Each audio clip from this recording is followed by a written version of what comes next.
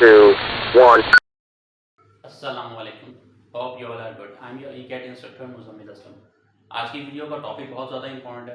उसका रीज़न ये है कि हम बात करेंगे एनईडी ई-कैट प्रिपरेशन के बारे में 2020। अच्छा, एनईडी की तैयारी करनी किस तरह से? बहुत सारे स्टूडेंट्स अक्सर परेशान रहते हैं, कंफ्यूज रहते हैं कि तैयारी करनी किस तरह से, सही है। यानी एमसीक्यूज़ कहाँ से आ सकते हैं, कौन कौन सी चीज़ें हैं जिनको प्रिपेयर कर लें तो एमसीक्यूज़ हमारे अच्छे निकल जाएँ।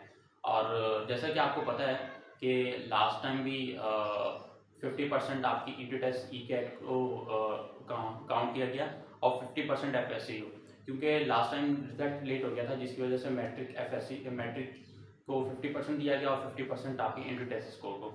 सेकंड लास्ट टाइम सेम था, आपके एग्जाम्स ही नहीं हुए थे तो 50% मैट्रिक था, 50% इंटर टेस्ट था। तो इस बार भी ज़्यादा पॉसिबल चांसेस यही हैं कि आपके इंटर टेस्ट को 50% का मार्जिन दिया जाएगा और 50% एफएससी होगा। एक वो स्टूडेंट जो कि 80% लेता है, A1 लेता है, और अगर वो टेस्ट में अच्छा परफॉर्म नहीं करेगा तो then obviously they will lose a seat. Obviously वो एक अच्छी सीट, एक अच्छा मेरिट वो ड्रॉप कर देगा। और एक वो स्टूडेंट जिसकी परसेंटेज अच्छी नहीं है, इवन 60% भी है, इंटर टेस्ट में अगर वो अच्छा स्कोर कर ले तो मे बी उसके बहुत अच्छे चांसेस बन सकते हैं, मतलब एटलीस्ट उसका मेरिट 75+ बन जाएगा। तो लेकिन ज़रूरी है कि इंटर टेस्ट में अच्छा स्कोर करना, यानी आपने एफएससी में भी बहुत अच्छा स्कोर करना है, इंटर टेस्ट में भी बहुत अच्छा करना है। अब वो गलतियां जो स्टूडेंट्स हर साल करते रहे हैं और वो गलतियां आप लोग ना करें, इस वजह से ये वीडियो बना रहा हूँ। और वो गलतियां मैं इंशाल्लाह इस वीडियो में मेंशन करूँगा। हर बार जितना भी आप लोगों को एक्सप्लेन कर दिया जाए, अक्सर स्टूडेंट लास्ट में करते हैं वो मिस्टेक्स। तो मैं चाहता हूँ कि आप लोगों को मैं एडवांस में ही वो तमाम मिस्टेक्स वगैरह बता दूँ और वो एक्सपीरियंसेस बता दूँ जो स्टूडेंट्स हमेशा फेस करते हैं और वो मिस्टेक्स करते हैं, ताकि आप लोग वो ना करें, अवॉइड करें हम लोग। तो सबसे पहले आपके मार्च में जो है वो, अभी मार्च का मंथ चल रहा है, मार्च अप्रैल मई में आपका हो जाएंगे एग्जाम्स एफएससी के। तो मैं ज़्यादा प्रेफर आपको यही करूँगा, रिकमेंडेशन यही होगी कि आप एफएससी के ऊपर बहुत ज़्यादा फोकस करें। अब एफएससी में आपने पेपर पैटर्न चेंज हुआ है, 33 एमसीक्यूज आ रहे हैं तमाम सब्जेक्ट्स के और 40 एमसीक्यूज आ रहे हैं मैथमेटिक्स के। तो ऑब्वियसली उन एमसीक्यूज का मार्जिन अब ज़्यादा हो गया एफएससी में, सही है। यानी अगर आप मार्क्स देखें तो शॉर्ट के मुकाबले में, शॉर्ट क्वेश्चन के मुकाबले में एमसीक्यूज का मार्जिन ज़्यादा है, सही है। तो एमसीक्यूज को अच्छे से प्रिपेयर करना होगा। अब वो किस तरह से करेंगे? ऑब्वियसली आपकी बुक रीडिंग जितनी ज़्यादा स्ट्रॉन्ग होगी, कॉन्सेप्ट जितने ज़्यादा अच्छे होंगे, वो आपके एमसीक्यूज उतने ज़्यादा अच्छे हो जाएंगे। अब यहाँ फिर कुछ ऐसे नोट्स पकड़ लें जहाँ से आपके एमसीक्यूज अच्छे निकल जाएँ। अब अगर आप बुक रीडिंग अच्छी कर लेते हैं, बुक रीडिंग करते हैं और उसके इम्पॉर्टेंट पॉइंट्स को हाईलाइट कर लेते हैं, तो आपके एमसीक्यूज बहुत अच्छे हो जाएंगे, सही है। तो book reading is one of the mistake that student जो है वो नहीं करते ई कैट के टाइम पर भी, और अभी तो ऑब्वियसली आपको करनी ही होगी। अच्छा जी, तो बात हो रही थी कि आपके मई तक आपके एग्जाम्स हो जाएंगे, तो आपके पास जून जुलाई अगस्त का 3 मंथ्स होंगे आपके पास तैयारी के। और सितंबर में डॉटेड लाइन्स ये आपको बनी हुई नज़र आ रही होंगी, सितंबर में आपके एग्जाम्स हो जाते हैं ई कैट के। मिड ऑफ दी सितंबर या start of the September NED exams ले लेते हैं अपने इंटर टेस्ट के। तो सितंबर तक आपको वेट नहीं करना तैयारी का। आप कोशिश करें 10 में अपनी तैयारी को वाइंड अप करते हैं। अब प्लान क्या होना चाहिए? जुलाई के स्टार्टिंग 15 डेज में अपने सेकेंड ईयर के फिजिक्स केमिस्ट्री मैथमेटिक्स तीनों को वाइंड अप कर दें, क्योंकि अभी आपने सेकेंड ईयर के एग्जाम्स दिए होंगे मई में, तो आपके लिए वो चीज़ों को रिकॉल करना बहुत आसान होगा। और उन 15 डेज में आपने कोशिश करनी है कि बुक रीडिंग भी कंप्लीट करनी है सेकेंड ईयर की बुक्स की। तो 15 डेज आई थिंक इनफ है, क्योंकि अभी आप एमसीक्यूज की भी तैयारी करेंगे अपने एफएससी एग्जाम्स के लिए, तो एफएससी को अभी ज़्यादा प्रेफर करना है, फिर इंटर टेस्ट की तरफ आना है, सही है, एग्जाम्स के बाद। तो फिर आपके पास बचेगा जून के भी कुछ डेज होंगे, जुलाई के और अगस्त के। अच्छा जी, आपने अगस्त के स्टार्टिंग 10 डेज तक आपने अपनी तैयारी बिल्कुल कंप्लीट करनी है, यानी फर्स्ट ईयर को भी आपने कंप्लीट कर लेना है। अब जो अगस्त के जो रिमेनिंग डेज होंगे उनमें करना क्या है? पास पेपर्स करना है।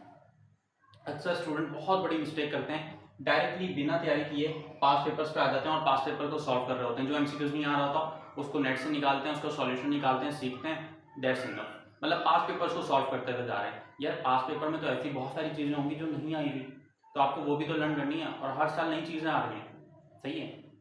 तो पास पेपर्स को ऐसा नहीं है कि आप डायरेक्टली आप बिल्कुल तैयारी की नहीं और पास पेपर से स्टार्ट हो जाएं। That is one of the major mistake that student जो है वो हमेशा करते हैं, उन्हें हमेशा समझाया जाता है कि आप पास पेपर्स को नहीं, पहले अपनी बुक्स को कंप्लीट करो। तो हमेशा स्टूडेंट्स क्या करते हैं, सबसे पहले पास पेपर्स कर लेते हैं। यार पास पेपर इंपॉर्टेंट हैं, एमसीक्यूज आते भी हैं वहाँ से, सही है, लेकिन एमसीक्यूज हमेशा ऐसा तो नहीं है कि एग्जैक्ट वैल्यूज़ के साथ आ जाएंगे। तो आपको पास पेपर हमेशा स्टार्ट में नहीं करने, पूरी तैयारी करने के बाद अगस्त के एंड में आपको पास पेपर्स करने हैं। कोशिश करनी है 2021 में जो बहुत सारे पेपर्स बने थे, एनईडी ने बहुत सारे पेपर्स बनाए थे, उन तमाम पेपर को आपने अटेम्प्ट करना है। सेकेंड थिंग, इस बार आपका 50% ऑब्वियसली इंट्री टेस्ट भी काउंट होगा और 50% एफएससी, ज़्यादा चांसेस यही हैं, और तमाम बच्चों को एक साथ एग्जाम होगा। तो आपको 2021 के पेपर्स को भी आप कंप्लीट करें, यानी जो एनडी के पास पेपर्स हैं जो 2021 में जिनमें बहुत सारे पेपर्स बने थे, वो तमाम भी आपने कंप्लीट करने होंगे। इसके बाद एक बहुत बड़ी मिस्टेक जो स्टूडेंट करते हैं, आपके पास फिजिक्स के 25 मार्क्स, केमिस्ट्री 25, मैथ 25, इंग्लिश 25। बच्चे फिजिक्स पे भी फोकस करते हैं, केमिस्ट्री पे भी, मैथमेटिक्स पे भी, इंग्लिश पे नहीं करते, और इंग्लिश की वजह से उनके मार्क्स स्कोर डाउन हो जाता है। अगर आप इन तीनों का टोटल करें तो 75 बनता है, फिजिक्स, केमिस्ट्री, मैथमेटिक्स, सही है। अब कोई भी स्टूडेंट, बहुत कम स्टूडेंट्स होते हैं जो कि 25 आउट ऑफ 25 फेल हों। 25 आउट ऑफ 23, 22 का मार्जिन होता है, मतलब इतने आ रहे होते हैं अच्छे स्टूडेंट्स के, पढ़ने वाले स्टूडेंट्स के। तो इंग्लिश भी बेटा आपको करनी होगी, और इतनी करनी होगी कि आपके एटलीस्ट 20 आ जाएं। अगर आप 20 भी लेते हैं ना, तो आपका 80 स्कोर बन जाएगा, बहुत अच्छा स्कोर बन जाएगा। लेकिन आपने कोशिश करनी इन तीन में तो आप 25 के करीब करीब लें, 24, 23, 22, 23, 20, सही है। इंग्लिश में आप एटलीस्ट 20 ले लो यार। इंग्लिश में बच्चे मेहनत ही नहीं करते, इन तीनों पे लगे रहेंगे और इंग्लिश को छोड़ देते हैं अल्लाह के भरोसे, उसमें तुक्के मारेंगे। यार देखो, सिर्फ पास नहीं करना, पासिंग स्कोर तो 50 स्कोर है, तो फिर 50 करो और पेपर आप आगे मत करो, सही है। लेकिन आपका मेन गोल है एक अच्छा स्कोर करना, 50 स्कोर थोड़ी करना है। हर साल बच्चों की यही मिस्टेक होती है कि यार सर इंग्लिश डिफ़िकल्ट है। क्या डिफ़िकल्ट है? इंग्लिश में सिनोनिम्स ही तो आ रहे हैं, एंटोनिम्स तो आ रहे हैं, आर्टिकल्स, प्रीपोजिशंस, यही तो चीज़ें आ रही हैं, यही तो रिपीट होती रहती हैं। अब मैं ये नहीं कहूँगा कि आप इंग्लिश के पास पेपर्स को रट लें। यार इंग्लिश को सही से conceptual wise synonym, antonym, articles, prepositions और एरर फाइंड आउट करना सीख लें, फिर पास पेपर सॉल्व करें और फिर अपनी तैयारी चेक करें। जब इंसान अपनी पूरी तैयारी कंप्लीट कर लेता है, फिर वो पास पेपर्स की तरफ जाता है और अपना इम्तिहान लेता है कि मैं इस वक्त किस स्टेज के ऊपर खड़ा हूँ।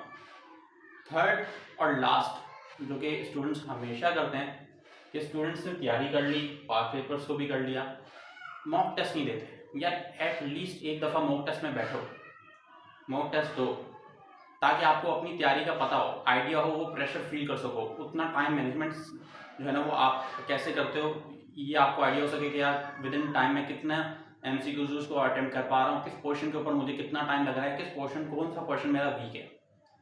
मॉक टेस्ट नहीं देना चाह रहे तो आप अपनी ग्रुप्स बनाओ, अपने फ्रेंड्स सर्कल का ग्रुप होगा, एक दूसरे का टेस्ट लो, और प्रैक्टिस मेक्स मैन परफेक्ट। जितने ज़्यादा टेस्ट लोगे, जितने ज़्यादा टेस्ट अटेम्प्ट करोगे, उतनी ज़्यादा आपकी एबिलिटी इंक्रीज होगी। तो आई होप ये वीडियो आपके लिए बहुत ही हेल्पफुल रही होगी। लास्ट थिंग जो कि बहुत ही इंपॉर्टेंट चीज़ है, स्मार्ट स्टडी करने की। स्मार्ट स्टडी से मुराद क्या है? अब हर साल कुछ चैप्टर्स का रेशो एनडी में सेम रहता है, तमाम चैप्टर से एमसीक्यूज आते हैं, लेकिन कुछ चैप्टर्स ऐसे हैं जिनसे 2-3 एमसीक्यूज आते हैं हर साल। जैसा कि chemistry first year chapter 1, mathematics second year chapter integration derivative, सही है। हर साल इनका रेशो ज़्यादा होता है पेपर में, इंट्री टेस्ट में। तमाम चैप्टर से आएंगे एमसीक्यूज, लेकिन इन चैप्टर से एमसीक्यूज का रेशो ज़्यादा होता है। इसी तरह फिजिक्स में प्रोजेक्टाइल मोशन से एमसीक्यूज का रेशो ज़्यादा होता है। तो इस तरह से आपको फाइंड आउट करनी है, चीज़ों को सॉर्ट आउट करने के कौन कौन से चैप्टर्स ऐसे हैं जिनसे एमसीक्यूज का रेशो ज़्यादा होता है। अब मुझे नहीं लगता कि आपको उसमें भी ज़्यादा एफर्ट करनी पड़ेगी, क्योंकि मेरे चैनल पर या आपको यूट्यूब पर भी मिल जाएगी वीडियोस जिसमें मैंने बाकायदा तौर पे चैप्टर्स के नाम लिखे हुए हैं। इवन मैथमेटिक्स में एक्सरसाइजेस नंबर लिख के दिए हैं कि भाई बेटा ये एक्सरसाइजेस सही से आप कर लें, यहाँ से एमसीक्यूज बन सकते हैं, ये पेज नंबर कर लें, ये प्रॉपर्टीज़ कर लें, यहाँ से एमसीक्यूज आ रहे हैं। तो मैथमेटिक्स में तो आपको इजीली मिल जाएगा, केमिस्ट्री और फिजिक्स में भी आपको मिल जाएगा मेरे ही चैनल के ऊपर। तो यहाँ पर कार्ड बना हुआ आ गया होगा, तो आप यहाँ देख भी लीजिएगा। जो इस पूरी वीडियो का कंक्लूजन है वो ये है कि तमाम तैयारी, पूरी प्रिपरेशन करने के बाद फिर पास पेपर्स को सॉल्व करना है और मल्टीपल टेस्ट अटेम्प्ट करने हैं, सही। Third thing that is most important, English को भी आपने फोकस करना है, इंग्लिश को आपने इग्नोर नहीं करना, नेग्लेक्ट नहीं करना if you want a good score. तो दैट्स इनफ। और आई थिंक इस वीडियो के हवाले से अगर कोई क्वेश्चन है तो आप पूछ सकते हैं। बहुत सारे स्टूडेंट्स पूछ रहे थे कि साइंटिफिक कैलकुलेटर अलाउ है या नहीं, तो बिल्कुल साइंटिफिक कैलकुलेटर अलाउ है। और आपका टोटल स्कोर जो होता है एंट्री टेस्ट में वो 100 मार्क्स का स्कोर होता है, जिसमें आपके पास 2 आवर्स दिए जाते हैं, यानी 120 minutes. So if you have any question then kindly comment और I will try my best to answer you. और स्टूडेंट्स देख के तो चले जाते हो आप वीडियोस, सब्सक्राइब भी करो, लाजमी करो और प्रेस करो सब्सक्राइब बटन को। थैंक यू, अल्लाह हाफिज़।